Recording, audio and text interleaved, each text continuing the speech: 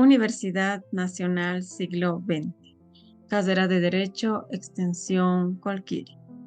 Materia Derecho Penal 2. Docente Dr. Juan Carlos Cuenca. Universitaria Nilda Verónica Condori Mamani. Presenta video libro. Tema número 15. Cheques sin provisión de fondos. Sumario. Número 1. Antecedentes históricos del cheque. Número 2. Etimología. Número 3. Definición. Número 4. Similitud y diferencia del cheque con la letra de cambio. Número 5. Contenido. Número 6. Fondos disponibles y responsabilidad del girador. Número 7. Sanciones al girador, según el Código de Comercio. Número 8. Bien jurídico protegido. Número 9. Sujeto activo y pasivo. Número 10. La acción de este delito. Número 11. Momento consumativo. Número 12. Cheques nulos de pleno derecho. Número 13. Elemento subjetivo. Número 14. Delito de acción privada. Número 15. Causales de extinción de la acción penal. Número 16. Penalidad. Número 17. Giro defectuoso de cheque. Artículo 205. Número 1. Antecedentes históricos del cheque. Impuesto históricamente por la necesidad de evitar riesgos y largo transporte de metales preciosos, primero difundir luego de la creación de instituciones bancarias su desarrollo como medio de pago, especialmente en los países sajones, ha alzado inusitada trascendencia. Aunque se pretende encontrar antecedentes históricos del cheque en la antigüedad, que el origen del cheque es menos remoto que el de la letra de cambio, según la generalidad de los autores. Su origen, como su nombre en inglés, las primeras leyes reglamentarias sobre el cheque son inglesas. En 1852 y 1856, cita de Fernández, pero la primera ley orgánica sobre los cheques es la francesa, de 23 de mayo de 1865, desde cuando se generaliza su reglamentación, entre otros, en el Código Comercial Italiano de 1882. Asigno bancario, en el Código Comercial Español de 1885. Los mandatos de pago llamados cheques, en el ordenamiento nacional de la ley de 5 de diciembre de 1912. Fue tal el desarrollo y uso de este instrumento mercantil que la Liga de las Naciones denominada Ley Uniforme de Cheque en la fecha 19 de marzo de 1931. Número 2. Etimología. La etimología de la voz es discutida. Nougler y Mercier la encuentran en la palabra inglesa to check, que significa verificar. John la considera derivada en excheque, con la que se designaba al tablero sobre en el que estaban las mesas de los tesoros reales. A Vallersi. Cantain lo reconocen en cambio en la voz francesa cheque. Número 3. Definición. No es fácil encontrar una definición que satisfaga a todo y que pueda servir para diversas legislaciones. Sin embargo, daremos algunas. Inciso A. En la ley inglesa. La ley inglesa define el cheque como la letra de cambio a la vista girada sobre un banquero, lo que hace una subespecie del cambial. Inciso B. Según Rodríguez, orden incondicional dada a un instituto de crédito de paga y a la vista en una cantidad de dinero a cuenta de una provisión previa. Inciso C. Según Fernández, orden incondicional librada sobre un banquero que tiene fondos disponibles del librador para pagar al tenedor y la suma de dinero. Inciso D. Según Vivante, más lacónicamente dice es una orden de pago da un cliente sobre un banquero que se ha obligado a hacer un servicio de caja. Inciso E. En la ley de 5 de diciembre de 1912. Esta ley en su artículo da la siguiente definición: orden de pago a la vista que permite al librador retirar en su provecho o en el de un letrero, sea por depósito a su orden en cuanto corriente, por saldos de este a su favor o por crédito concedido en su descubrimiento. Número 4. Similitud y diferencia del cheque con la letra de cambio. Morales Guillén explica desde el punto de vista estructural, se asimila a la letra de cambio que también presenta tres partes: librador, girador, tomador o ordenador, aunque los poderes y los deberes de cada uno de ellos son en gran parte diversos en uno y otro título. Valor mesineo. La diferencia es de consideración. El cheque es un instrumento de pago diferencial que se existe para mesineo. Ambos se entregan prosolvenido y no prosoluto. Número 5. Contenido. El artículo 600 del Código de Comercio precisa las características que debe contener el cheque. Inciso A. El número y serie impresos en su defecto, la clave o signo de identificación o caracteres magnéticos. Inciso B. El lugar y fecha de su expedición. Inciso C. Orden incondicional de paga a la vista una determinada suma de dinero.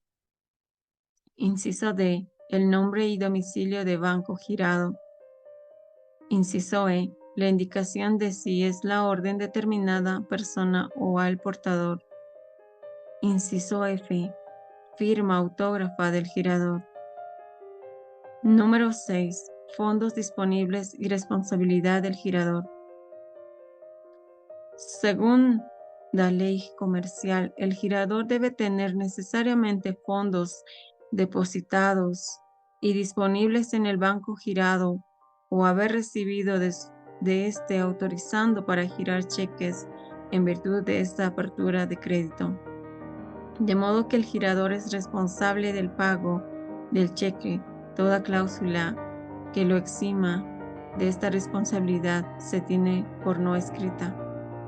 Artículos 602, 603 del Código de Comercial. 7. Sanciones al girador según el Código de Comercio.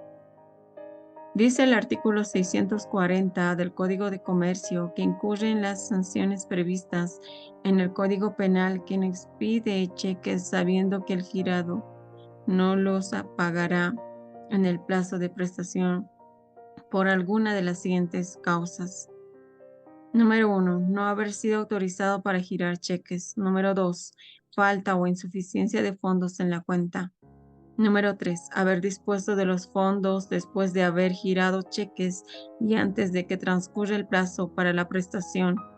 Número 4. Si la cuenta estuviera clausurada o cerrada. Número 5.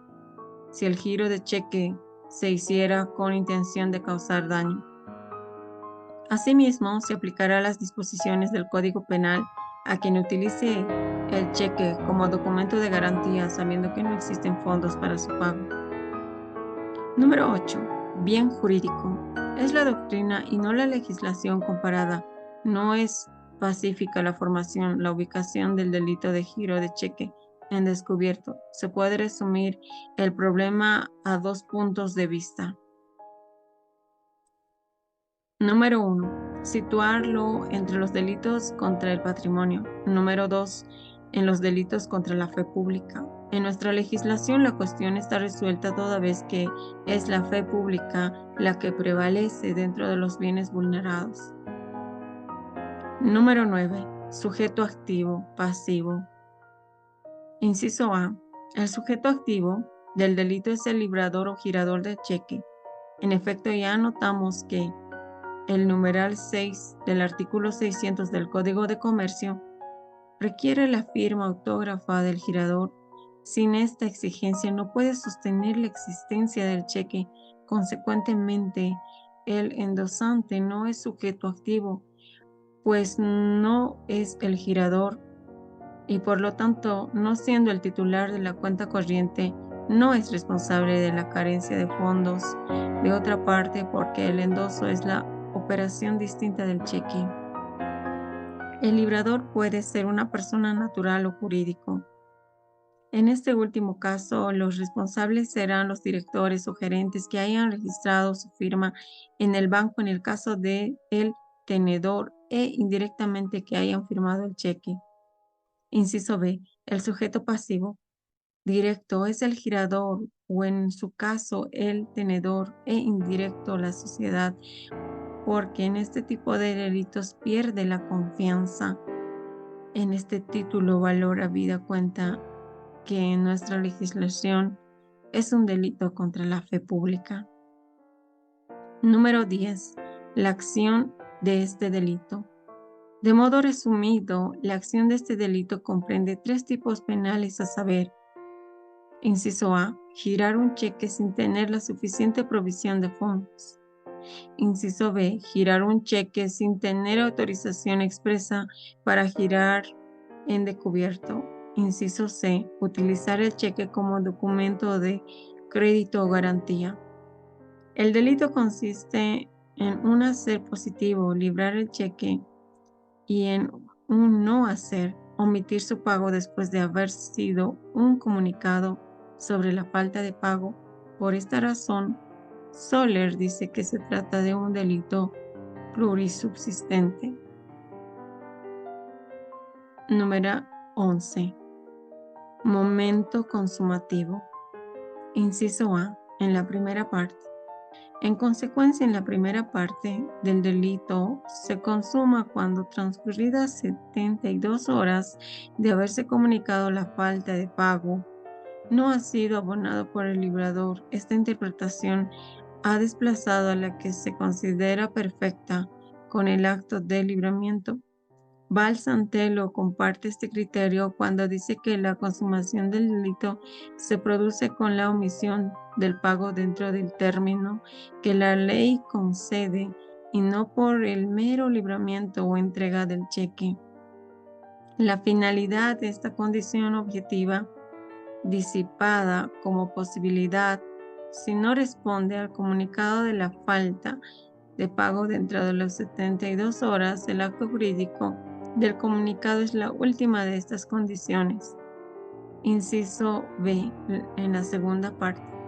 El delito se consuma cuando, número 1, el agente gira un cheque sin estar para ello autorizado, es decir, cuando se gira el cheque sin que el banco girado hubiera autorizado expresivamente la cuenta corriente para girar cheques, hubiera autorizado expresivamente de un crédito. Número 2. Se utiliza el cheque como documento de crédito de garantía. Un verbo define la acción utilizar. La utilidad se vincula a una situación de necesidad. Esa utilización, es decir, que no se utiliza en función de instrumento de pago, sino que su finalidad es la de documentar la deuda en sustitución del convenio ordinario y del pagaré, acreditarla o garantizarla. Función, esta última que verdaderamente desnaturaliza este documento. Número 12. Cheques nulos de pleno derecho. Por otra parte, si bien es cierto que conforme a la segunda parte de tantas veces citado el artículo 204 del Código Penal, En estos casos, los cheques son nulos de pleno derecho. No es menos cierto que esta nulidad se refiere solo a la efectivizarían del mismo sin extinguir la sanción penal de un derecho delictual, un consumado. Para la procedencia de esta nulidad es necesaria una sentencia por consumado para la procedencia de esta nulidad, por haberse demostrado que fue grado por persona no autorizada para ello o que se utilizó como documento, crédito o garantía. Elemento subjetivo. El elemento subjetivo es el dolo consciente en la conciencia en la conciencia de la falta de respaldo con que cuenta la operación efectuada. La forma culposa se presenta como incompatible con los caracteres de la figura. Sin embargo, en la imprevisión de la carencia de fondo al momento en que deba cobrarse el cheque librado, pareciera que se reprime una forma culposa. Número 14. Delitos de acción privada. Conforme señala el artículo 20 del Código de Procedencia Penal, son delitos de acción privada, entre otros, el giro de cheque en descubierto y giro defectuoso de cheque en consecuencia. La acción penal debe ser ejercido exclusivamente por la víctima. En él no es parte de la Fiscalía. Número 15. Causales de extinción de la acción penal. Sin embargo, la tercera parte del artículo reformado establece que el pago del importe del cheque, más los intereses y cosas judiciales en cualquier estado del proceso o la determinación de la nulidad de las causas señaladas en el parágrafo anterior, girar el cheque, si estar para ella autorizado, utilizar el cheque como documento de crédito o garantía, constituye causales de extinción de la acción penal. Determinar el momento de los intereses y costas, así como la existencia de las causales que producen la nulidad del cheque. Número 16. Penalidad. El artículo 204, concedido originalmente, determina la privación de libertad de 1 a 6 años, situación modificada por el Decreto Supremo número 16.485 de 17 de mayo de 1979, que fija la pena de privación de libertad de 1 a 4 años, más la multa de 30 a 100 días, haciendo de esta forma viable y procedente el beneficio de libertad provisional en el Código de Procedimiento Penal de 1973. Número 17. Giro defectuoso del cheque. Artículo 205. Inciso A. La acción de este delito. Número 1. Una modalidad interesante que reviste actividad delictiva es la de extender un cheque, sabiendo que por la falta de los requisitos legales o usuales previstos en el artículo 600 del Código de Comercio no podrá ser pagado salvo las omisiones subsanables. Número 2. La otra acción se presenta cuando el girador o el beneficiario del cheque notifiquen oportunamente y por escrito banco, bajo su responsabilidad, que no pague el cheque por haber mediado violencia u otros motivos al girarlo, pese a la existencia de fondos suficientes, situación conocida con el nombre de bloqueo de cheque. El problema se vincula con el de la revocabilidad del cheque, que a su vez afecta a su función circulatoria, ya que, de ser razones fortuitas al titular que autoricen esta decisión, como la pérdida tuvo en la que consecuente la orden de no pagar, que imposibilitará la liquidación del cheque. Inciso B. Sujeto activo y pasivo. Número 1. El sujeto activo es la persona imputable que, a sabiendas, gira en torno a un cheque sin cumplir los requisitos legales o causales, o el que da una contraorden al librado para que no lo haga efectivo. Número 2. El sujeto pasivo es la persona perjudicada con un giro defectuoso de cheque o que sufre la contraorden. Inciso C. Bien jurídico protegido. El bien jurídico es la fe pública. Inciso D. Clases de delito. Doloso. Habida cuenta que la gente tiene conciencia de que él gira el cheque sin cumplir con los requisitos legales con la intención de que no sea pagado y por las sabiendas da la contraorden al librado para que no lo haga efectivo.